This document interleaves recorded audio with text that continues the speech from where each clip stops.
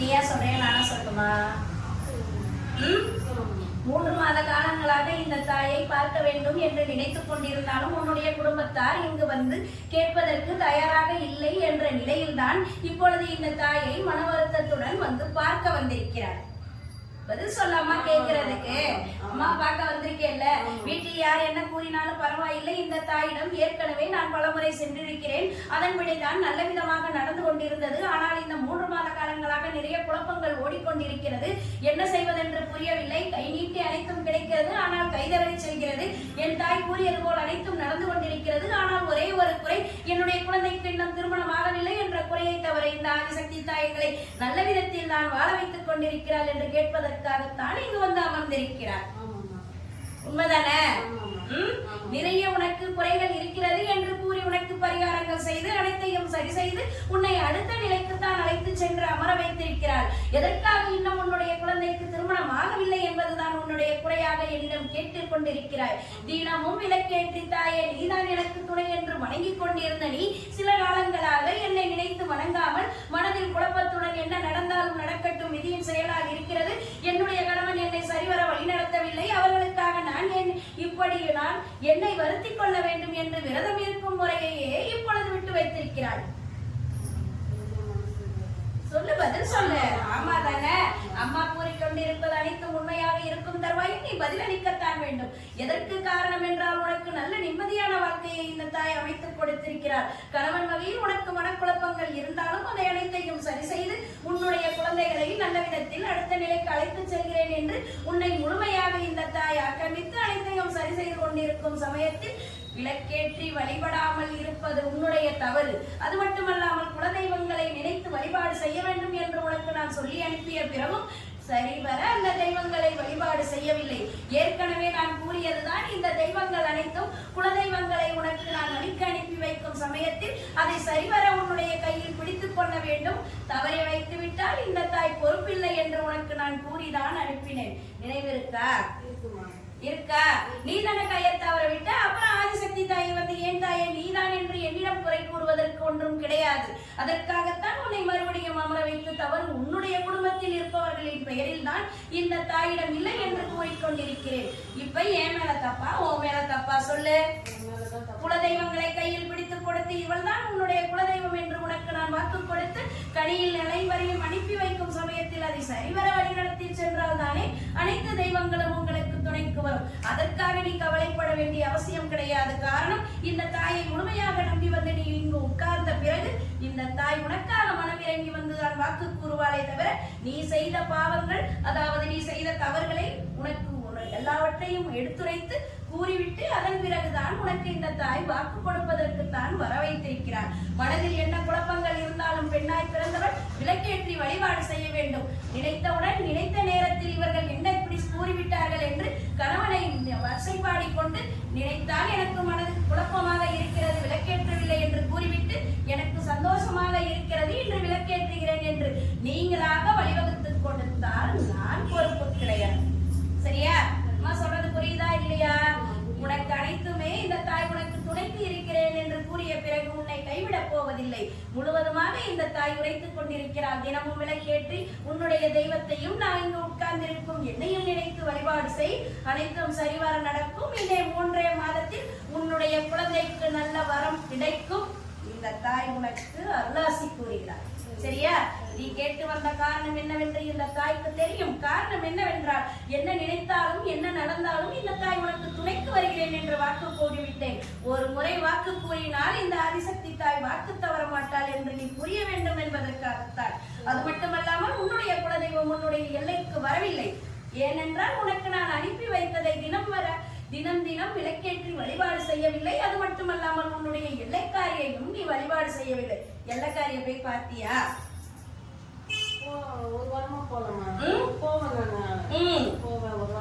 மனதில் குழப்பங்கள் இருந்தால் மட்டும் தெய்வங்களை நாடி செல்வது, மனதில் குழப்பங்கள் இல்லாத சமயத்தில் முழுவதும் இதுதான் குடும்பம் என்று நினைத்து சந்தோஷமாக வாழ்வது கிடையாது வாழ்க்கை. குலதெய்வங்களையும் எல்லை தெய்வங்களையும் மனதால் நினைத்துக் கொண்டு சந்தோஷத்தை கொடுக்கும் சமயத்தில் எங்களை நினைப்பதில்லை, கவலைகளை கொடுக்கும் சமயத்தில் தெய்வங்கள் என்ன செய்கிறார்கள், கல்லா சிலையா என்று அனைவரும் கேட்டுக்கொண்டிருக்கும் சமயத்தில் முழுமையாக இந்த ஆதிசக்தி தாய் உனக்கு என்று உரைக்கிறார். தினமும் விளக்கேற்று என்ன கவலைகள் என்று நீ மனதில் போட்டு குழப்பிக் கொள்ள வேண்டாம். தினமும் விளக்கேற்று உனக்கு இருக்கும் கவலைகள் அனைத்தையும் விலக்கி உன்னுடைய இல்லத்தில் உன்னுடைய வீட்டில் புதிதாக ஒரு குழந்தையை உனக்கு உன்னுடைய மணமகளாக அனுப்பி வைப்பேன். சரியா? உன்னுடைய வீட்டிற்கு வருபவர் அது மட்டுமல்லாமல் அயல்நாடு சென்றுதான் அந்த குழந்தை வாழ்வதற்கு தயாராக இருக்கிறார். அதுவும் நடக்கும். காரணம், இந்த தாய் கூறிய பிறகு எதுவும் தவறுதலாக நடந்து விடாது. அது உனக்கும் தெரியும்ல.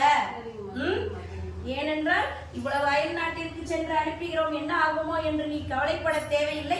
இந்த ஆதிசக்தி தாய் என்று உனக்கு வாக்குரைக்கிறார். உன்னுடைய குழந்தைக்கு நல்ல விதத்தில் திருமணம் முடிவு ஆனவுடன் அந்த பத்திரிகையை எடுத்து கொண்டு வந்து இங்க வச்சு ஆத்தா கிட்ட வழிபாடு செய்வ. அதே போல் உன்னுடைய குழந்தைக்கு துணைக்கு அயல் நாட்டிற்கும் இந்த தாய் துணைக்கு செல்வாள். ஆதிசக்தியுடைய வாக்கு. சரியா? கேட்க வந்ததை கேளு. அம்மா கிட்ட எதையும் அதைத்தான் கூறிவிட்டேனடி. தினமும் விளக்கேற்றி வழிபாடு செய்ய வேண்டும். ஆதிசக்தி தாயிடம் வந்து படையலிட்டு தாயை நீதான் எல்லாம் என்று கூறி சென்ற பிறகு உன்னுடைய குலதெய்வத்தை உனக்கு நான் துணைக்கு அமைத்து வைக்கும் சமயத்தில் முழுவதுமாக அதை சரிவர கவனிக்கவில்லை என்பதற்காகத்தான் வெளியேறியது. இந்த தாயை மறுபடியும் நம்பி வந்திருக்கிறார். மறுபடியும் உனக்கு இந்த ஆதிசக்தி தாய் வரம் கொடுக்கிறார். உன்னுடைய இல்லத்திற்கு குலதெய்வத்தை அனுப்பி வைக்கிறேன். ஆனாலும் தினமும் விளக்கேற்றி வழிபாடு செய்ய வேண்டும். உன்னுடைய குடும்பத்தில் இருக்கும் மனக்கவலைகள் குழப்பத்தை ஒரு ஓரத்தில் வைத்துவிட்டு நீதான் பெண்ணாய் பிறந்தவள், அந்த வம்சத்தை வாழ வைக்க வந்தவள். நீதான் தினமும் விளக்கேற்றி வழிபாடு செய்ய வேண்டும். அப்படி இருக்கும் தருவாயில் உன்னுடைய குடும்பத்திற்கு எந்த விதமான கஷ்டங்களும் ஏற்படாது. அது மட்டுமல்லாமல் உன்னுடைய எல்லை தெய்வத்தையும் நீ வழிபாடு செய்ய, அனைத்தும் சரிவர நடக்கும். சரியா? கையில கனியேடு. கையில வச்சிருக்கியா? இத வாசல்ல மஞ்சள் துணியில கட்டு. சரியா? உன்னுடைய வீட்டு வாசல்ல வெளியில ஓரத்துல ஏதாவது பச்சை கலர்ல கட்டி வச்சிருக்கியா? என்ன கட்டி வச்சிருக்க? சிகப்பு கலர் துணியில அது எல்லாத்தையும் எடுத்து போடு. சரியா? வாசல்ல குலதெய்வங்கள் துணைக்கு வரும் சமயத்தில் யார் என்ன கூறினாலும் நிலைவாசலில் எதையும் கட்டி வைக்க கூடாது. சரியா? எதையும் தவறுதலாக மாயம் மாந்திரிகம் அவர்கள் சொன்னார்கள் இவர்கள் சொன்னார்கள் என்று எதையும் கொண்டு வந்து வாசலில் வைத்தால் குலதெய்வங்கள் கட்டுக்குள் நின்று உன்னுடைய இல்லத்திற்குள் வராது. அதனால் அதை எடுத்து போட்டுட்டு இந்த கனியை மட்டும் மஞ்சள் துணியில வாசல்ல கட்டு. சரியா? கையில இன்னொரு கனி எடு. இந்த கனியை உன்னுடைய அறைக்குள்ள போனோடனே உள்ள இடதுபுறத்துக்கு எதிர் திசையில பூஜை வச்சிருக்கியா? அங்க கொண்டு போய் தட்டுல வச்சு அங்க வழிபாடு செய்யும். சரியா? இன்னொரு கனி எடு.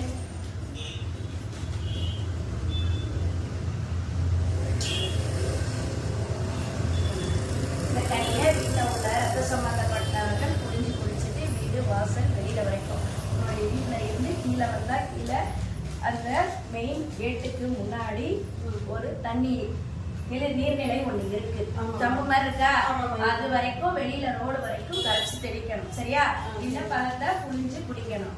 இன்னொரு கனி எடு.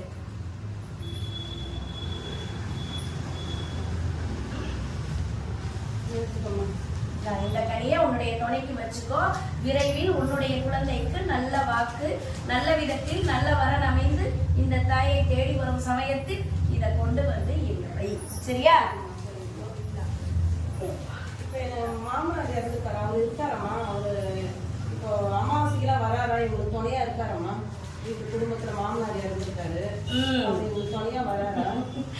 இறந்தவர்கள் மறுபடியும் உன்னுடைய இல்லத்திற்குள் நுழைந்தால் தெய்வங்கள் என்பது உன்னுடைய இல்லத்தை விட்டு வெளியில் சென்று விடும். இப்போ உனக்கு தெய்வம் குலதெய்வம் வரணும்னு கேக்குறியா? இல்ல இறந்து போன ஆத்மா வேணும்னு கேக்குறியா?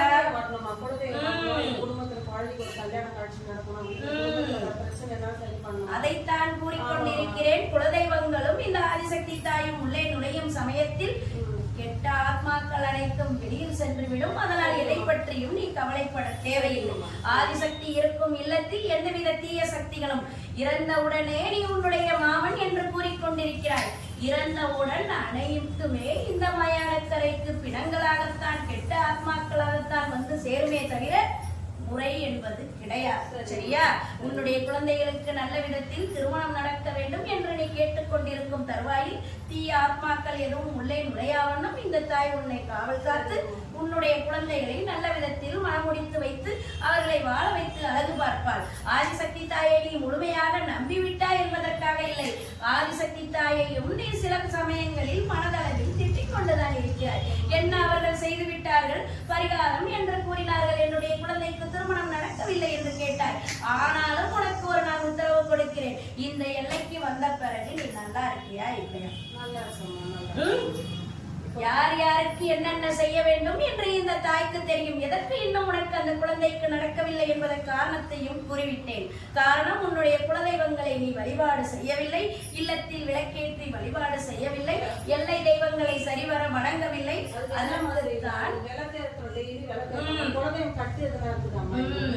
குலதெய்வ கட்டுக்களை உடைத்துத்தானடி உனக்கு நான் அனுப்பி வைத்தேன். மறுபடியும் நீ விளக்கேற்றாமல் விட்டதுதான் தவறு.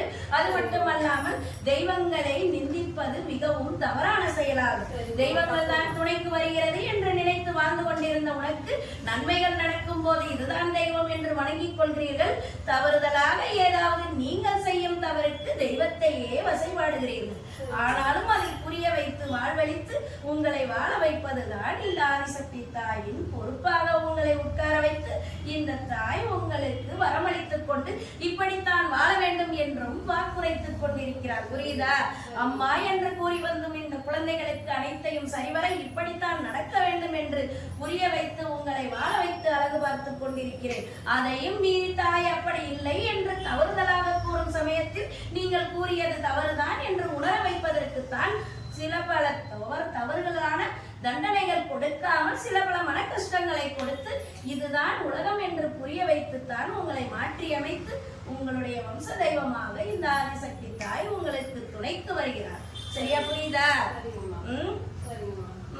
கார் வாங்கணுமா? அது வாங்கினாலுக்கு ரொம்ப பிரச்சனையா இருக்கு. நிறைய செலவு வைக்கணுமா? படிக்கிறான், வெளியூர்ல படிக்கிறான், ஒண்ணு வேலையிலே கொஞ்சம் நீங்க ஏதோ பிரச்சனைன்றா. அதுதான் ஒரு வீடு ஒண்ணு வாடகை எடுத்து புதுசா போறோம். தெரியல, அந்த பசங்க வேலை பார்க்கற இடத்துல அதெல்லாம் தொடங்கணுமா? கார் வாங்கினேன்னு சொன்னியே, எப்ப வாங்கின? வர்றதுக்கு முன்னாடி கொஞ்சம் வாங்கினா, 2 நாளைக்கு முன்னாடி வாங்கணுமா? கார் வாங்கியது நீ என்னிடம் மறுபடியும் பொய்யுரைக்க கூடாது. நல்லா ஞாபகப்படுத்தி பாரு. ஆமாமா, இங்க வர்றதுக்கு முன்னாடி புக் பண்ணிட்டோம். இங்க வர்றதுக்கு முன்னாடி புக் பண்ணிட்டோம். வந்தா நீ மறுநாள் வந்ததுன்னு நினைக்கிறேன். வந்த பிறகு நான் ஏற்கனவே சொன்னனா இல்லையா, அங்க வீட்டிற்கும் அங்காளித்தாயிடம் போய் முறையிட்டு அதன் பிறகு அங்க பூஜை செய்து விட்டு வா என்று கூறின. போனியா இல்லையா? போன. நீ இதைத்தான் அன்றே முன்பே கூறிவிட்டாய். அதற்கு எதிர் திசையில் இருக்கும் அங்காளித்தாயை மறுபடியும் வணங்கி பூஜை செய்ய வேண்டும் சொல்லி அனுப்பிச்சனா இல்லையா? அப்ப ஏன் தப்பா உன் தப்பா சொல்லு. அன்றே உனக்கு நான் கூறிவிட்டேன். நீ வாகனம் வாங்கிய பிறகு அங்கு முனீஸ்வரனுக்கு படையலிட்டாய். அதன் எதிர் திசையில் அங்காளியாக வீற்றிருக்கும் என்னிடம் முறையிடாமல் உன்னுடைய இஷ்டத்திற்கு வரும் சமயத்திலேயே அதன் மேல் ஒரு தவறு நடந்தது. அதன் பிறகு நீ அந்த எல்லைக்கு சென்று மறுபடியும் பூஜை போட வேண்டும்னு சொல்லி அனுப்பிச்சனா இல்லையா? ஏன் செய்யல?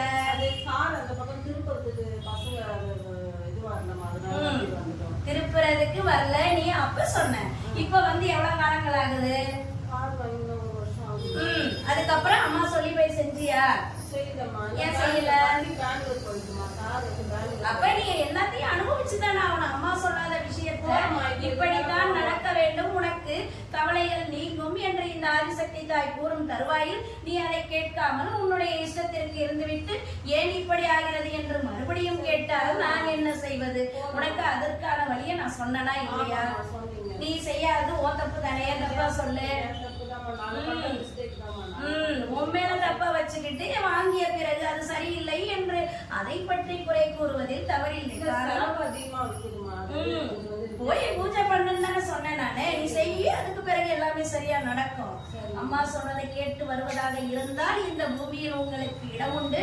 இல்லையே உங்களுடைய இஷ்டத்திற்கு நீங்களாக ஆட்டம் போட்டால் இந்த தாயை தேடி வர வேண்டிய அவசியம் இல்லை. சரியா? ஏனென்றால் நீயாக என்னுடைய குலதெய்வமாக வேண்டிக் கொண்டு அங்கு நீ பூஜைகள் இட்டாய். ஆனால் அங்காளி தாயான என்னை மதிக்காமல் உங்களுடைய இஷ்டத்திற்கு ஆட்டம் போட்டால் அதற்கு நான் சொல்லி அனுப்பிச்சனா இல்லையா? சொல்லி அனுப்பிச்சனா இல்லையா? போய் அந்த எல்லையில போய் நீ பூஜை போட்டுட்டு வா. உன்னுடைய குடும்பத்தில் அனைத்தும் சரிவர நடக்கும், உன்னுடைய குழந்தைகளுக்கும் திருமணம் நடக்கும்னு சொல்லி அனுப்பிச்சனா இல்லையா? விரைவில் அதை செய்து உனக்கு சரியாக நடக்கும். இது இந்த ஆதிசக்தி தாய் உனக்கு கொடுக்கிற வாக்கு. சரியா? பையன் வந்து வெளியூர்ல படிக்கிறாமா, குழந்தை படிப்பு, பொண்ணு உத்தியோகமா, உத்தியோகத்துல ஏதாச்சும் சின்ன மிஸ்டேக்ஸ்.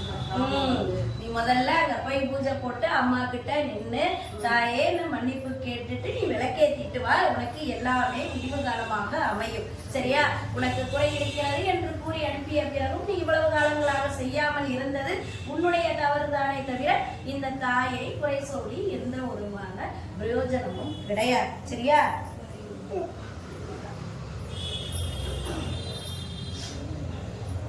என்ன போற